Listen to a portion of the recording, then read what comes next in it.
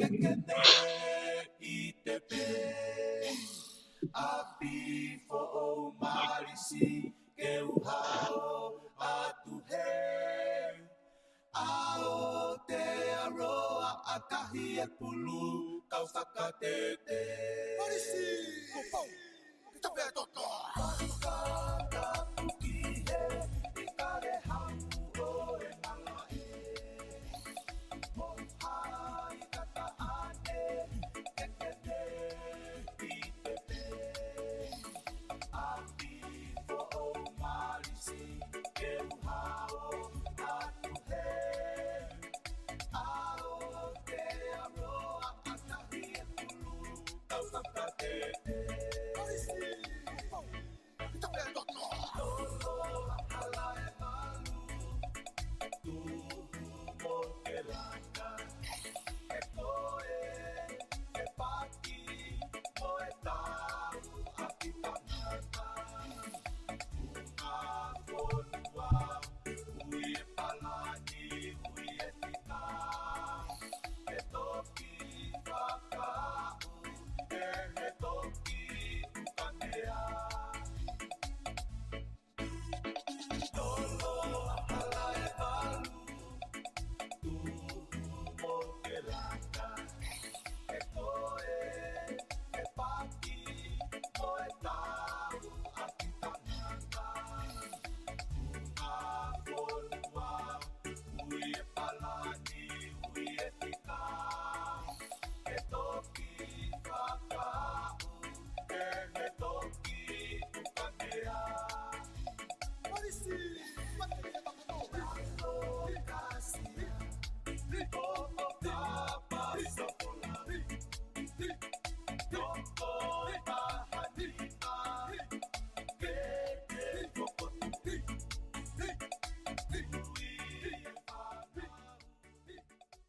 Ko kore ke uhufanga mo he tala malo e whanua ka mai ngahi tala whatap ko tō pek wha o atu pa miheni. Talangata ia dea o whai ki tō mama o ka ada mo e whai ngā maari e koni ke o atu ai ha whatala noa. Mawahe pia mo e whai ako ko ia. Ai timi hau ko ia marisi he tuna meni ko ia ai Crusader for Christ na toki na ta toki tu ame ai ai guheni ta holo Antoni ko I he laine ma I heni I he pongpongini ke whakahoko atu ha whatala no mawahe moia I he tuunga mo e fia kui ai timi tato e whito ki he kau wainga kau pōpō pe mo e whai ako whoki ai o ku amanaki ke whai whatala no whataonge pe ka inga ku ongole rei atu pe ai prokalama ko ini I he pongpongini ke te ki motol mo toki share atu pe ai tau prokalama I he ahoni I he whainga maari e whoko ini o ku fia whoki ke whatara noa hange koe ko whahatu fia kuhenia taholo ke ma wahoko ai polokalama ko ia o e ahoni taholo malo e tau mau e ahoni pe malo e ngau e pe mihena ku whatao pe ku ongo atu pe ai rea ke te koe ku ongo atu pe ku wahapalopare ma mihe o tafa aki kona ako e Sai obi favor. Oh, ta koe ni o ku ongo le rei pe te whingai pe ke ongo le alahi atu ko hinga ka pau o ku o kai ke fuongo atu ka motolo mo whanongo I lotoni pa mo toki kata ki pe o whakailonga mai pe kau te whenga pe ke chasi holo pe ke o ngā ke mahino o ku lava pe o ongo le rei atu ka ki motolo ki apina e ta holo malo mo e tau mau e ahoni whewhe hake ai tu kui ai timi marisi pe mo e kolis up for all hiri koni o mo wikuna ko ni ko ha tunga mo ia I e ahoni o ku ke I lere pe o mo whakawhiwhia pe ku mo o si maa lolo he dai nimi talo o si koe ho mo mao e sila e aho tō naki Malo vito solo pe korbe mo ke u ka whatapu ne ke kamata ke taki po kalamai he pongpong ini pe ko to kore pe ke whatapu tu ka mo tole ka tau ke mala hapulu ka be mo ki mo tuani friend pe whakalawela I he whanau mo tu unga ku mau ia I he taimi ini aya koe talo ose ai vainga mo ku sia pe ki whanau e mau fia mau mai pe ki afo o palo e mau kumete pe iai pe mo ni I mau e ki fo I olo kaholo nau o nauma e lere me mo kumete ko e fia e solo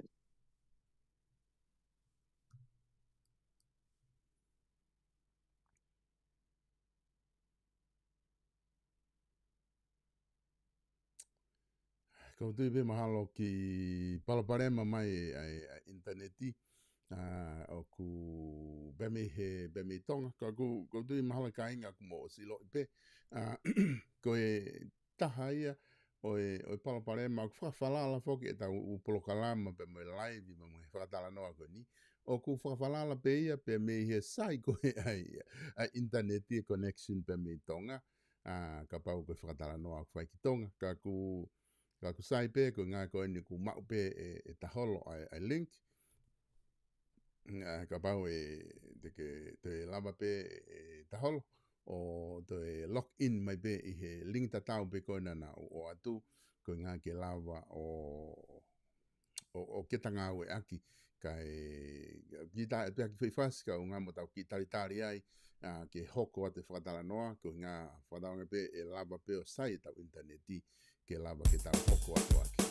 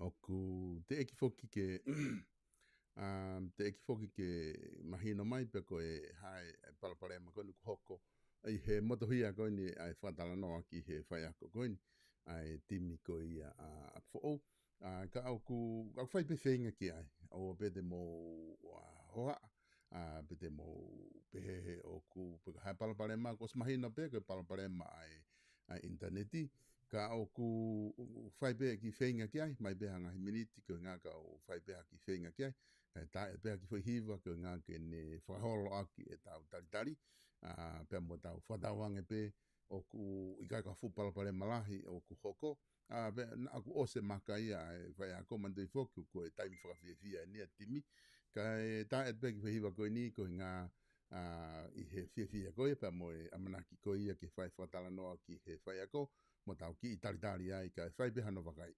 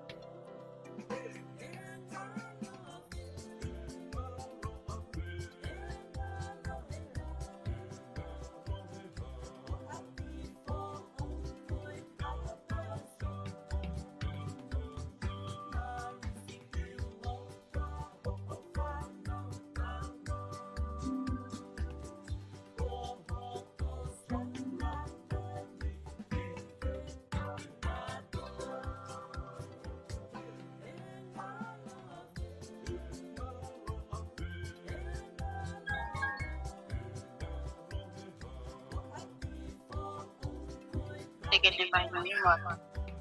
Bueno, Bueno,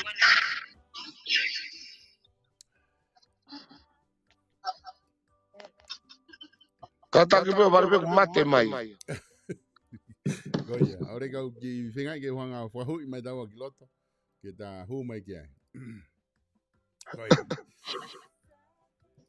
O ku whapehe pe whoke taimeni ihe o ku kaki wha ilo i peka hamea ku hoko i he tau interneti, o ware pe ku mate interneti, ka kono sai pe koni ku ke ilotoni e taholo, ko ngā ke hoko atu pe ai e whakatara noa ke te koe.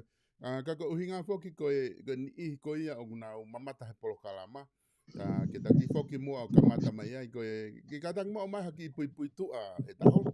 Ko inga ko ni iko kuna mamata he polo kalama ko ilo pe foki o ku fa si e fa tala no akuia e ki he sipoti mo ke mo tolu ko he akapulu lahi be ma tala no ma tol he ngahi me fale are me hafu u me ko ya pe aku ko kai ko kuna ilo ton i he platform ko ni o ku kai ke na fa afu ilo na tolu ke tu unga kuia tolu kon he ngai akapulu. Ke katangi mua o ki o maha ki pui tu ape ke lava ke takamata aki mo tau fe mahino aki mo ki nau tolu ko ia koe ke nau fuhanga lave i koe mi murini. I he ngau e koku ke whahoko tata te whito ki he whamiri ku ke hau me ai. Ka te utuku atu ka te koe ta holo ka tato ki hoko aki. Mahala pito solo. Pea hange pe koe kore pe ke u whanga te whakatapu. E ke kamata ake taki po kalama. Ka atabe mua ke motu ane ki whea taki whakalavilavi.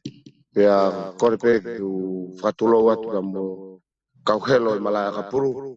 Kai atabe mo ki motu ane ki whea pe ki talanoa. Koe ko mo mea ipe koe ku hingoa ko tahalo Antoni. Ko kulere mai mei utulau. Pea koe naku whainga maari e pe o wainga mai i karetahi. Pea au ke taimi. Naku manako pe a kapulu pe o kamata ke mui mui holo pe whanau o hokoi koe whaiako a kapulu. Pea mahalo koe me mei taueni e wanoa e ku whaifatongia hoko koe whaiako a kapulu. Ne kamata pe ki ngā we whankitimi pia mai tonu i uta. Na koe e ni o hoko koe whaiako ai marisi i he tauene tātou. Pea koe ki i pui tuka pia e solo. Koe. Ta holo mahina o pito ai whamatala koe ni kuki o mai. Pui tua koe ni i he ngā ue kuki whahoko. Tatu whito hoko koe whaiako. Ko mahino i whoki koe whe auhi koe ni na e toki whakahoko. Koe ngahi timi o ku whewhiohi ai e kau whaiako le rei. Ko homo kau wainga a kapulu pepe me he ikare tahi kau a kapulu tutuku. O ku mau wahe holo i he ngahi timi. O au mai koe ni ki he whai ai koe whe auhi. I he wainga koe na mau whakahoko. Pea moe i he whe auhi koe na e toki whakahoko. Ko tata pehepe tatala noa mua he whai nolo. Daimi koe na au mai koe ki he whai nolo. Koe na eanga whe homo teu. Ko ilo i whoki na e whai wainga semi-whai nolo he ahapure lulu. Pea whai lewa e whai nolo he a toko naki ko ki fwoi aho pe e ua mahalo he waha ato pre lulu. Whalaite pea aure ke toko naki. Whai lewa e whai nolo ai. Ko ki waha ako ia ko ki taimi no ia ke recover e tamai ki whakasino, whakatamai. Pea mo mahino ke tauhi pe nau fitness me umea ko ia. Na anga whewhe o mo o teu koe mo whanau ko hai whonga na mo ngawe aki. E timi koa maurisi mo koe. I ki whai waha taimi ko ia. Malo apito e solo. Koe na e te ke kamata e whi au hine o mai pe polo kalama ia koe o e wainga o alo au ki e whainolo. Pea na usio hifo koe kuata he tokonaki semi pure lulu pe whainolo he tokonaki. Pe whairewa mea i e whakaukau mo e whaifononga mai koe teu. Pe ne te ke au mai aki wike kuataku o si mau e ku ki po kalama ko ksio koe ki recover koe ai whanau wainga. Pea ne kamata pe me osko e kuata. Teu koe ki semi. Pene e programa ta tau pe me semi. Teu koe ki whainolo. Aia koe osko e semi. E fiafi pure lulu. Na mauhanga tonu pe ki taha. Mau pe o te e ki whanau he minite e uanima. Osko koe apa mau matuku ai pe ai. Koe mau hau pe koe he toa pure lulu. Koe whakau pau talange pe ki kau tokoni me koe kau he kau ofisiare. Koe talang koe ku whakau. Koe timi pe e sai taha ene recover. Pea tonu mo ene mindset. Koe tui koe timi e ene whainga maari e ke malohi. Pea koe toa pure lulu mau kore rewa tari absolutia koe ni koe tauriki. Ke mau ngawe ake nau atahi. Pea koe pe mo nau me ai ke mau aisi. Pea koe ahtoa pure lulu ia na mau hau pe ki i malaka pulu. O mau ki i talanoa i e mau keimi koe pure lulu. E mau vai anga. Pa mau malohinga. Pea koe ospe koe ia pa mau alo ebe mai toria ki tahi. ha te polo kala mai ke mau ku ki loto mala ma albe ko ki tahi ai se kaure ka mini te ua te tahi mini te ni ma foki ke ai si mini te ua ana mau me ke tu otol ai ko foi hifo fa muy reva ne na te ai pe tahi he mini te ua noa os poka pa mau matu poka mau ha we fa laite ko anga maheni ko captain run na kiriri ule mau polo kalama mau vai ua ale fo eti lue i ngai me fie mau ke fai hono whakarere i ngai mata vai ko semi pe a to hayane i pe ka mau lue i pe na kore pe ke kau toko ni o we pe ke fie mau e ke nau le fie mau pe ke mau lue be mo lai lai pe hon hono temo be mo tala noa i ai pe ko fala ite ya ko ne os pe ko mau ki po kalama ko ya pe mau miniti pe fitu na talange ke mau kou fru e mau palani ko ki he tona ki pero os pa mau te foki mai he aisi o mau te aisi pe he falaite pe os pa to matu ai fa now ko ngai mau te teu na fai teu ki e fai nolo solo malo Koe, taholo koe mea ia o ku mahino i he keimi kona e whakahoko. Ko maudol koe na mausio atu ko he wa inga me murini pa ko tu pehepe ma kakai na nau i he mala e ma whatonga ngai. O si fie maari e pe tahko toa ia. He taimi kona nau mamata atu ai ki he wa inga e ngotimi. Na kai ke whaha fuhu moha ume e pehe na nau wa inga pehe pulu ba nau wa inga pehe ose taimi o tau aki ua hiva koe kai. Ko tu he taimi e koe na kai te fuho haa kakai e pe ko fe ai ni ihi e na nau mamata aka pulu. Aonga e nau totongi, aonga e nau sio wa inga. He tau maari e na e whakahoko i he ahoko ia. Fe tu unga koe na taimi koe na ose taimi e ku taki wahiva kai na ke fe koe ha ai mea na i ho whakau koe ha e whare ina ke whai ki he timi i he nau huu koe me te uanoa koe ha e whakatala noa koe whai ako koe timi na ke oange whakaosi ki he timi ke nau huu mo i he mini te uanoa whakaosi.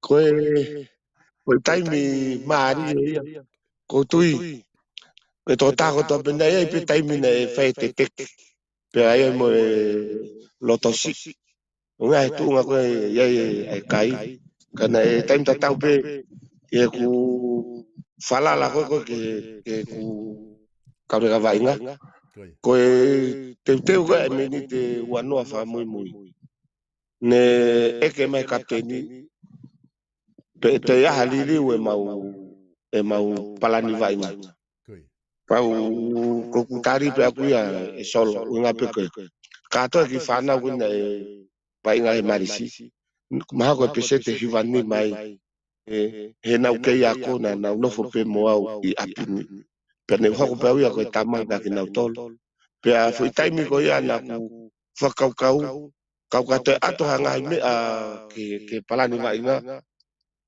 ko tu ya e pan ma pe fok ya uya ki ongo fa tamai pa mo e kore ai tamai ki ne fa nau ki au vi time ko ya nei ma u ngang kau ai ne sio ma ki fa nau hang ilonga ku ya ki loto si ki kamata ke to lo mata ko ku kore pe ko ne fa ki fa nau mo ilo be mo to lu ya ai ngau ke mo fa i loto ko foi me pe to ko ki talatu mo fa ngau te tare atu tu am ke mo to ka ko ku foi frari ko ia nei ne wongo i sio ki fofonga ko fa nau ku hange ko kamata ke asimai mo lo mata o no ngai fofonga pa ki au he foi time ko ia ko pe malo pe ku wongo ko na mafu ai kore ku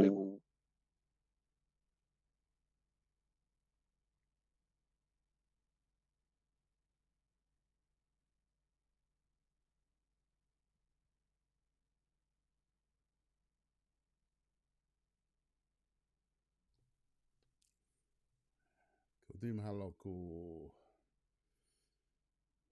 toi palaparema pe ai interneti o si motui ai e whatala noa ko ni whahoko ka ku mo ka tak fomre mo le be ko ilo io ku mo i lotoni foku ku mo loto ke mo whanongoa ai ngahi mea na hoko i he wainga mahino ai kuna ka koe ni te waho mai pe koe kono sai pe koe ni kamata ke taholo koe ni ku ke i lotoni pe i he mea koe ni ku o sef pe koe ni ku o sfrahu i mai koe ki loto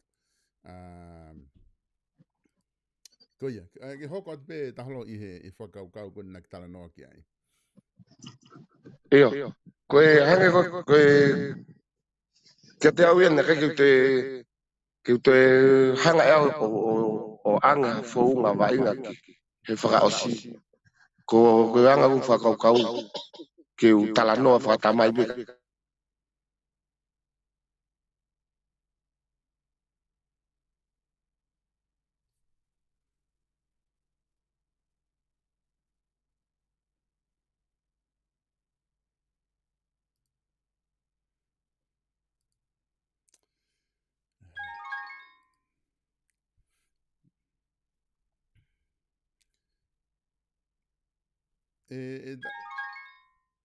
E ta holo kona o ku tui mahalo e lava pe ia ke tamate i ai Filo.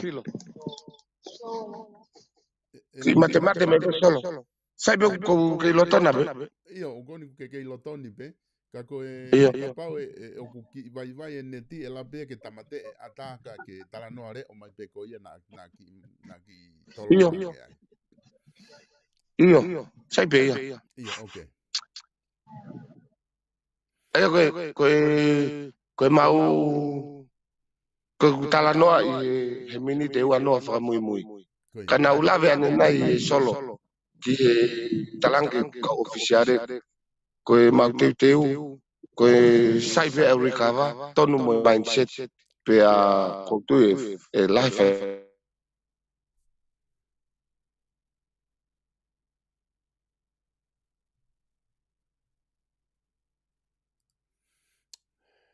Koe palapare mai aku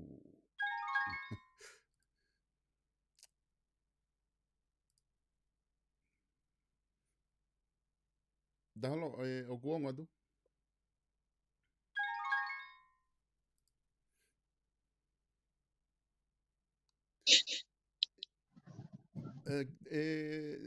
Kapai te ki tamde e mai ai ke mrangi ke taki wakai ai he ku to tropu pe neti ko me motu ai.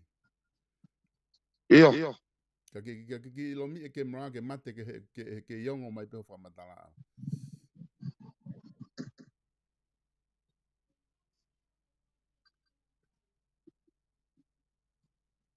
Ore wa ki whakasiti anga pe tamte fefe.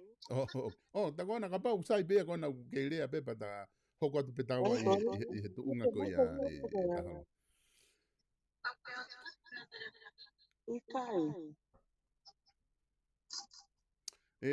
Da halo ka ki hoko atu mo he whakamatala kona o ke whakahoko. He kona ku ki ngau le rei mai pe ne tihe ni asi mai. Koe ki loi ko hanga top down e o mate. Mahino i whakamatala kona ki o maina ki tala noa foki he konga koe mite ua noa ki mui e wainga. Pea mo e whakaloto lahi kona ki whai ke whanau. I ngā ko toko lahi a ki nau tolu i ho whakamatala. Kuna na nau i te koe pe taimi na wako ai. Na ke hoko pe ko tamai ka ki nau tolu. Pea ko ori ko e whaai ka ki nau tolu ho mau nofo i apina. Kone tuu koe ai ngahinga e wainga. He taimi koe nai hua koe whanau whakahoko koe wainga. Mahino rewa mau koe o mau mālohi. Koe hai koe umea koe nu mau sio kai ko mau foi sio ko mau tolu ke foi minite walu noa pe minite te au koe nai whai nolo. O koe ngahi mea ke he foki he teu koe ngahi timi. Koe whai a koe pe mo ka ofisiare ko mau ilo ai ngahi mea ko hoko ki he timi mo nau teu mo lahi ngā ue ko mau whai. Koe hai ai mālohinga o timi a Maurisi i ho whakaukau na nau ikunai ai whi au hi koe ni o e Crusader for Christ.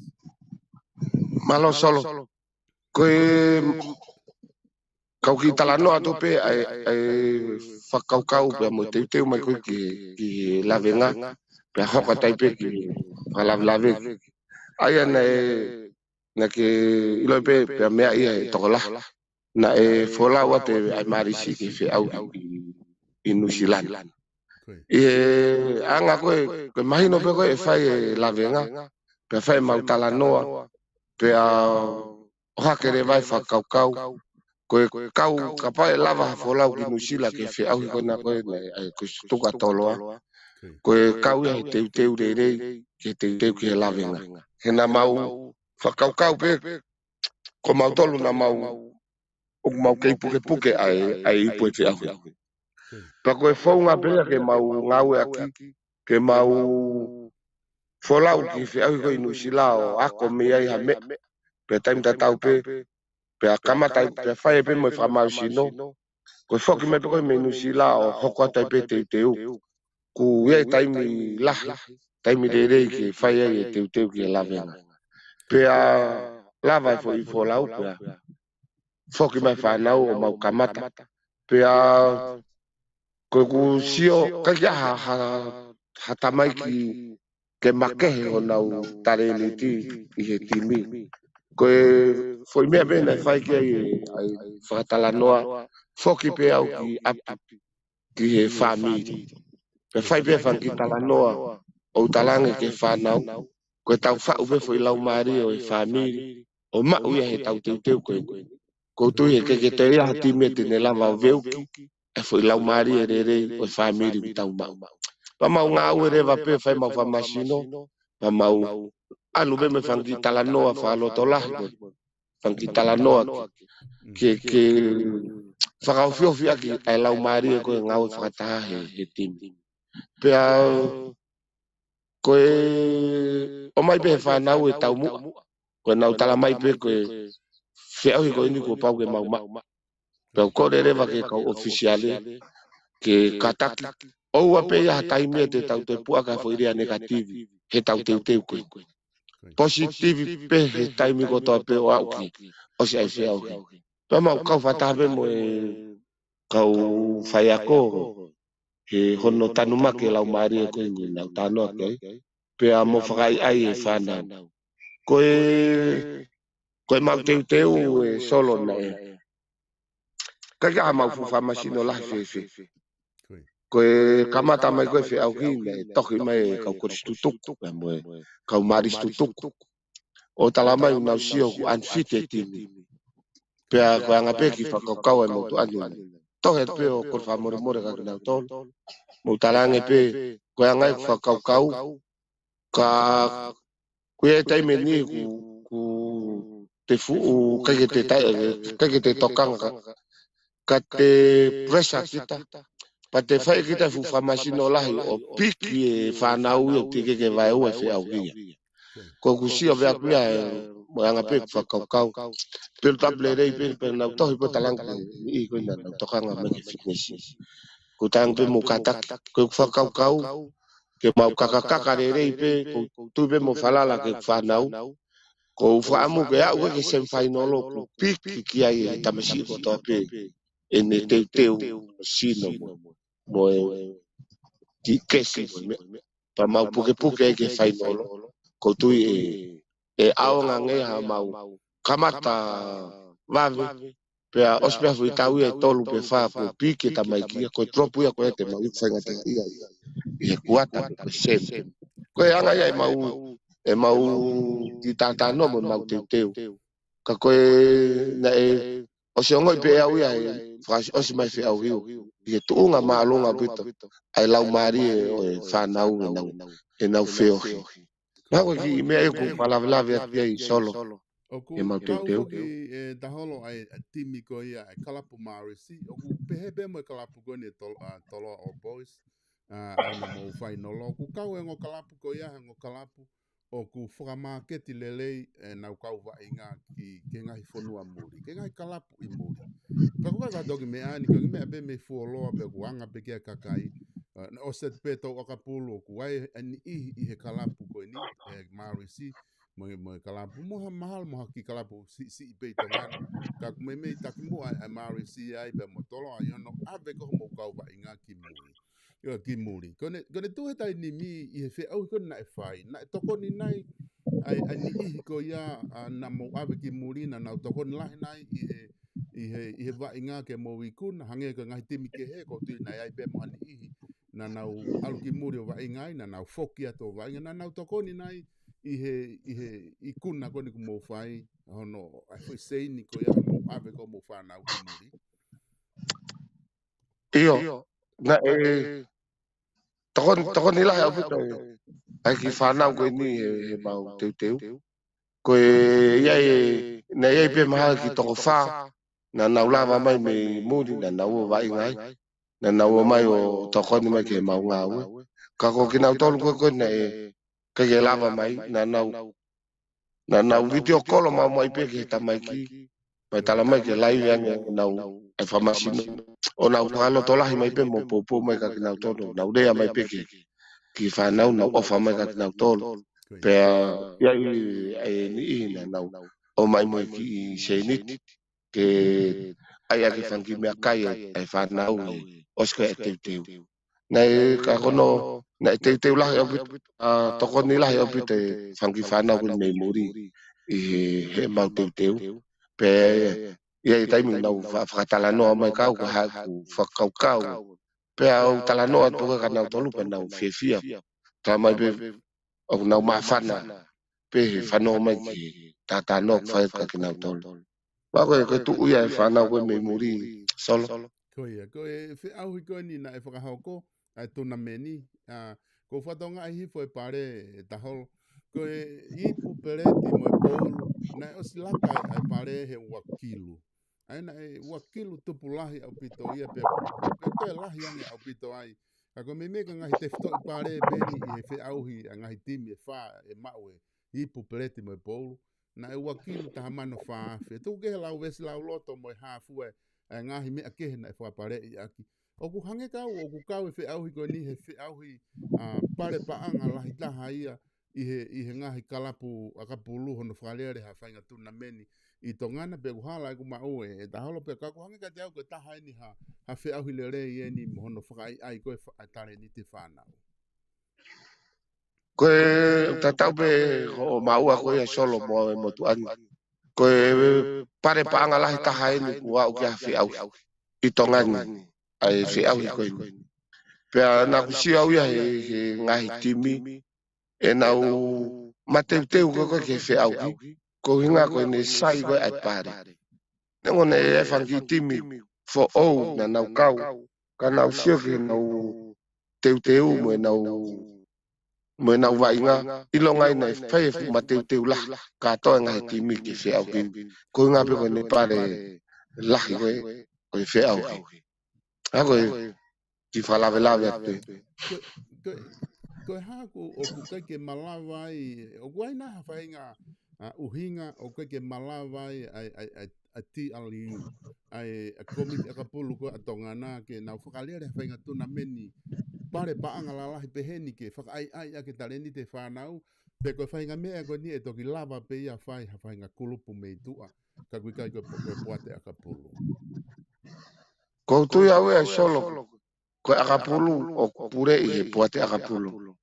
Pea o koe ai moe kakai i loto. Ko tui pe ke na wo kumi mai se niti ke whakapare i aki mo langa ke akapulu. Ka ku ke u lawe i pe koe hae tō kunga.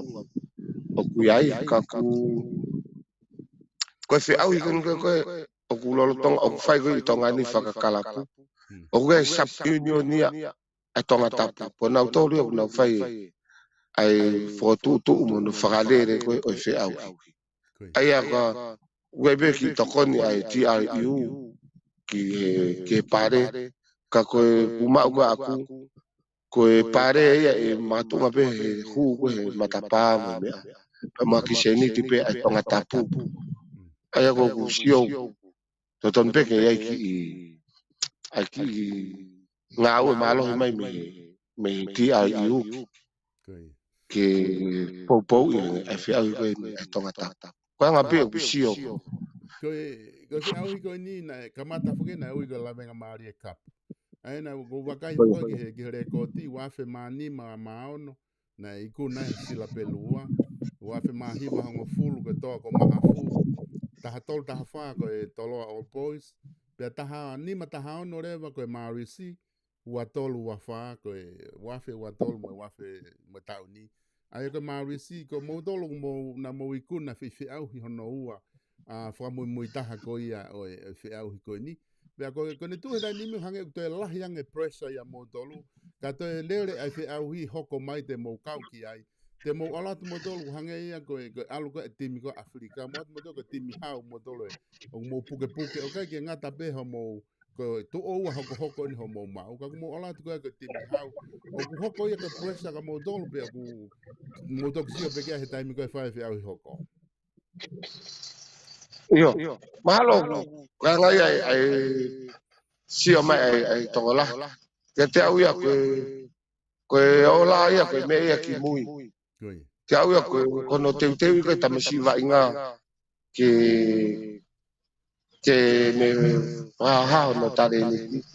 Ko me ia ko tokanga ki ai ke osko fi au ko sio ke fa nau o ke tu unga kaka ke e nau vai. Ka au ia nga ko iau ko pe au ia e ka presa ia. Koi.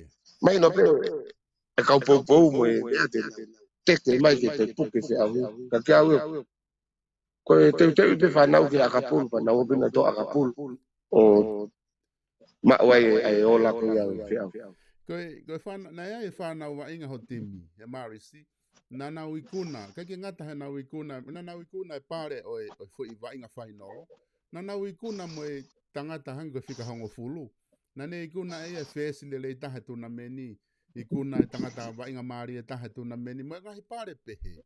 Ko ne tuu ko iha oskoni e whainolo, o ku iai hanga hi kalapu me muri, o ku hange te nau interest hani ihi, te nau fia mau hani ihi ho timi koni na mo ikuna whainolo. ko ala sol ko fesi ko na ko ke talano aki ai na e va inga i tari pe foki mai hoko ko mo covid aya ku ke fenga mai pe kalapu ia ki ke foki ang ki ita ka kone tu ko tai mini na e kau ia he lulu monu ia ko na alusila mo hono hoa o si kau na wa fenga mari e ki ai aya ko ne tu ke na forward na wa hala ki lusila pe mahalo to asia be e ia ne ki kalapu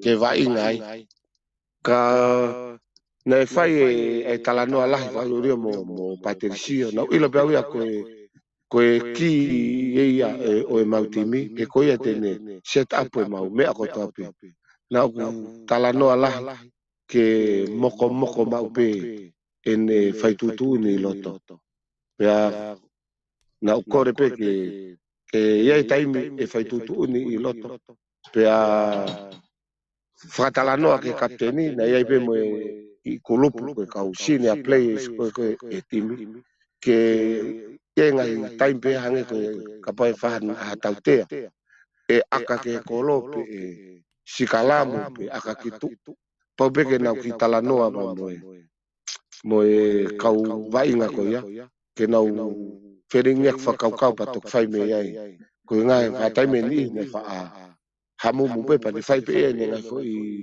fai tutun ke kusia tu me tu ana ka ki atau ne fai tutun ni loto mo kusia tu me tu pe fai tala noa pe sai be fo ki tala noa ki ya patricio na manofo pe apini o he tau e whae ne ako i a fōni na manofo pe heni whai ngofua pe koe rea pe tamai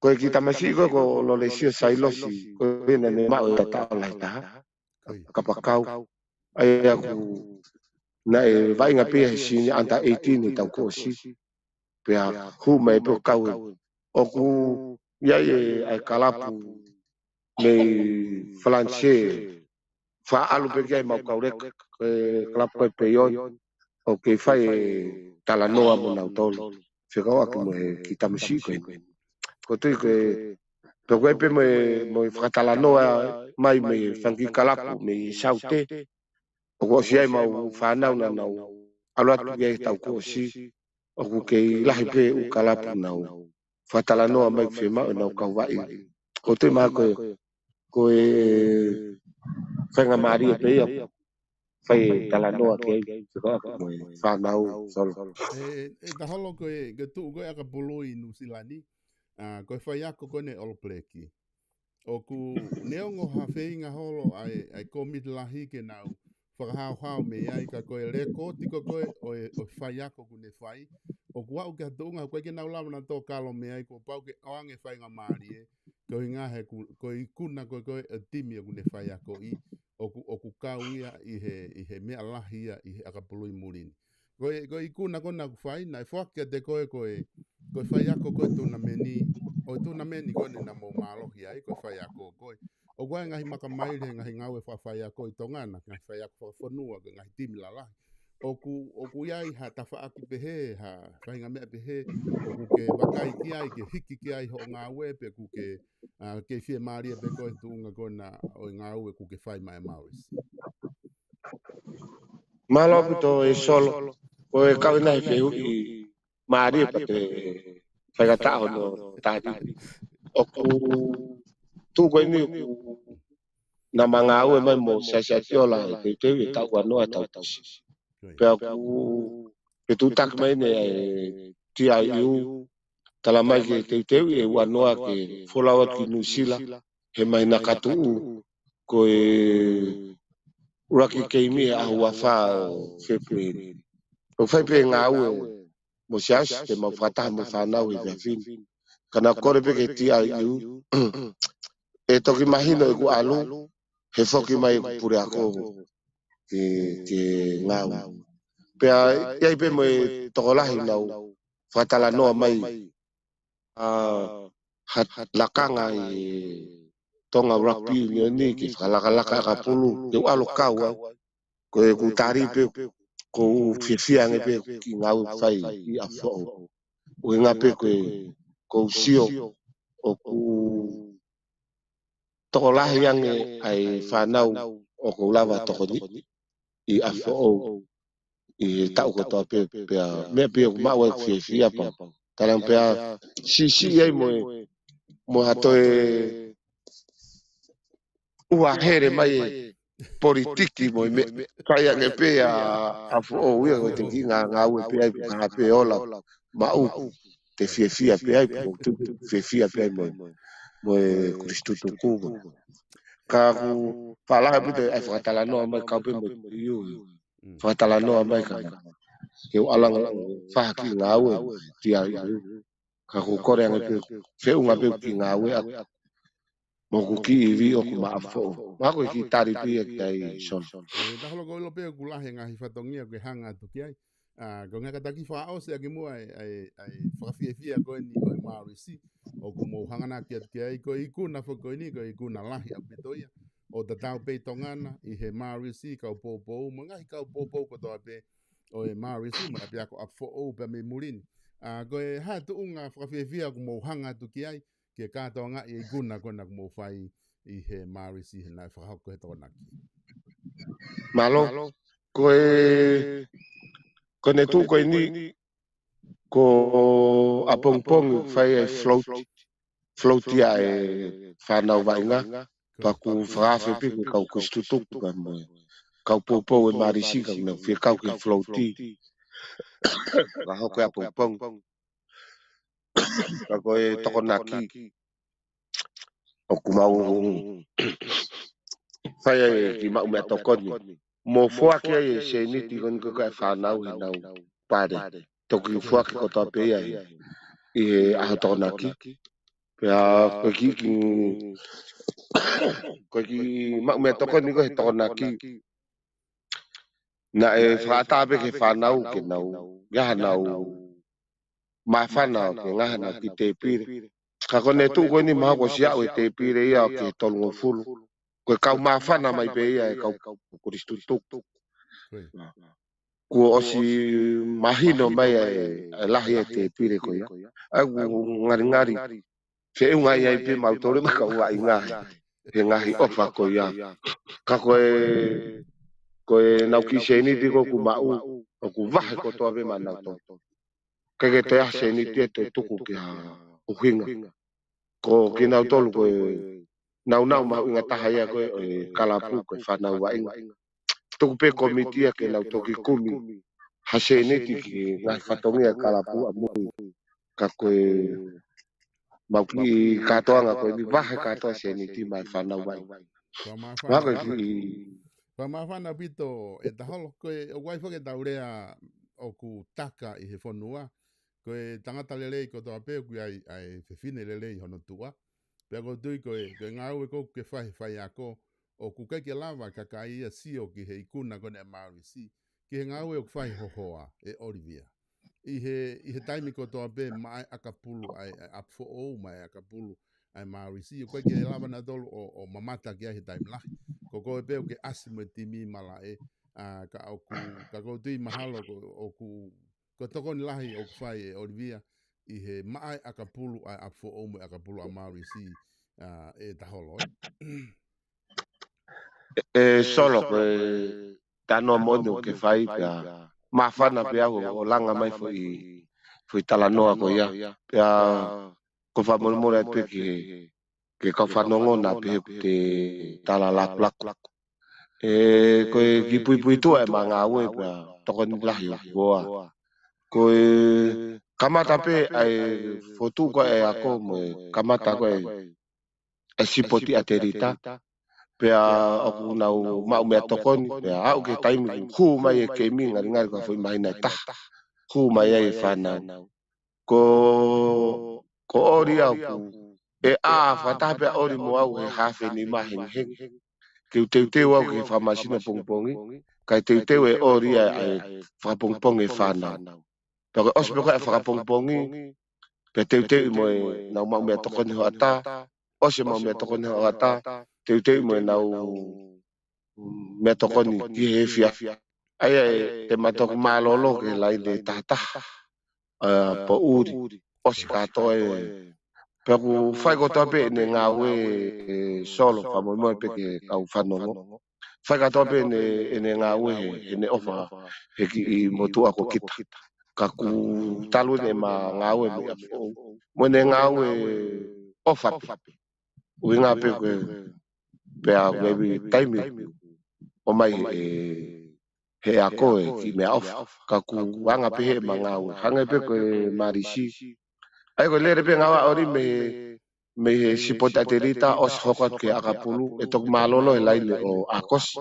Paka ku lere ai fe au ai marisi. Mau wha lere matoria o wainga kai. No fo ia o ai mau ki mea kai. Ke os pe koe mau wainga pa mau foku. Mawa me moa. O ku mo ne apito.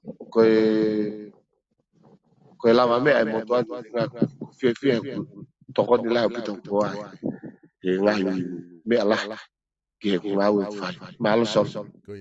O ku whamalo atu e taholo he mau e whai ngā Māori e koe.